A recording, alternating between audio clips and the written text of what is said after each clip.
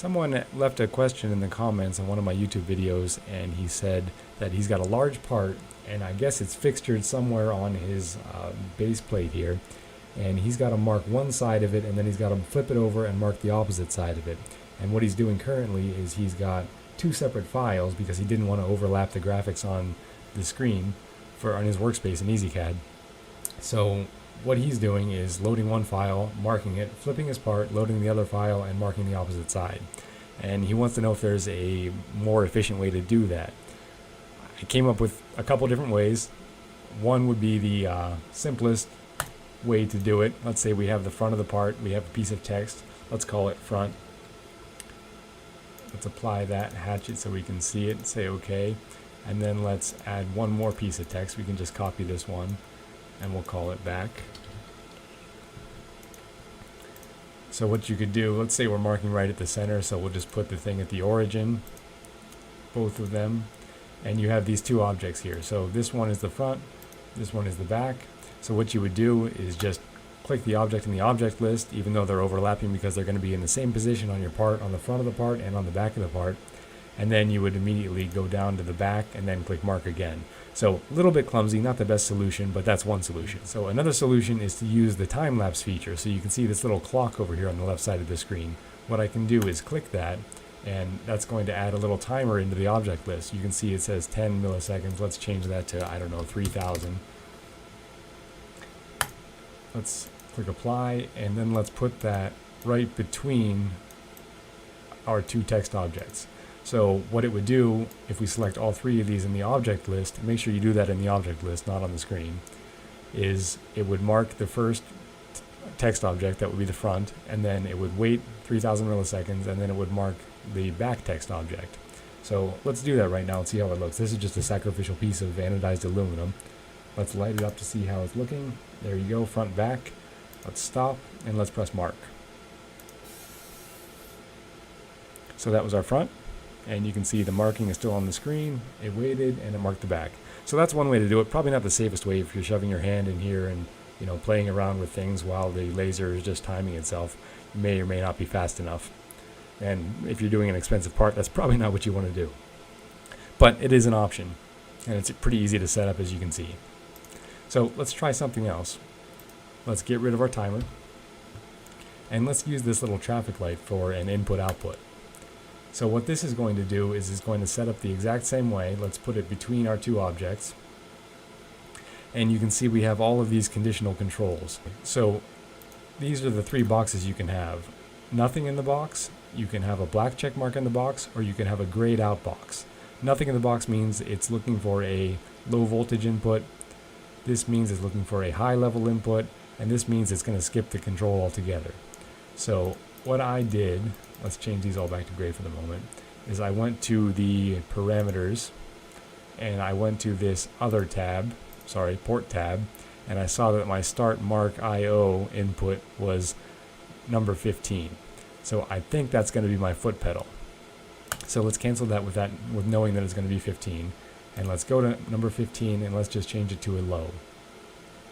And this last box here is just a message. So after you hit your mark, it's going to tell you to do something. So let's say hit foot pedal to mark back. Let's apply that. So now, in theory, what we should do here is select all objects on the object list. This is our front mark. This is our IO input waiting for the foot pedal to be pressed. And this is our back mark. They're all in the same file, not too complex. Now, these could be overlapping. These don't have to be, but for the sake of simplicity, let's just keep them looking like this. Let's move our sacrificial piece of aluminum a little bit. We press light, so eventually that's what it's going to look like. Let's stop that, and let's click the mark button. So we marked the front word, and now it's sitting here waiting. I press the foot pedal, and it marks again. But we didn't get our message. I think we should have had a message there. I'm not sure why that didn't come up.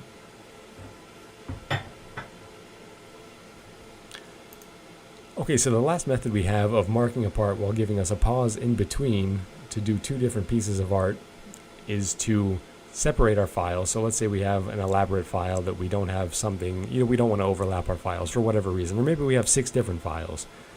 Well, in this case, I'm going to use something really simple. It's going to be the word front. We can light that up. You can see where that's showing up right there.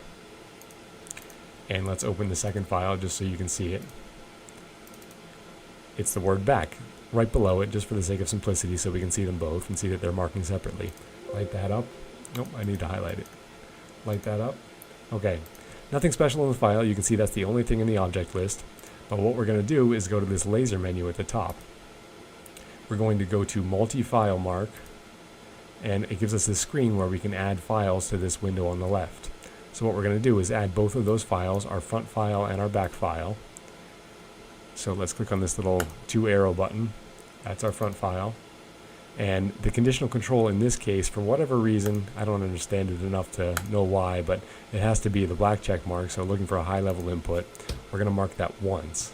So let's say OK. Then let's add the back file as well. There's the back file. Same thing. And let's change the mark count to 1. And let's say OK. So you can save this little setup if you have a bunch of files in here and you don't want to set it up twice. You can just click save and it'll save as an I believe an MFD file.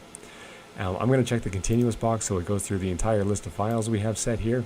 And it'll give you a preview of what you're going to mark, but it doesn't tell you necessarily the position of things. So you have to have that set up between the multiple files.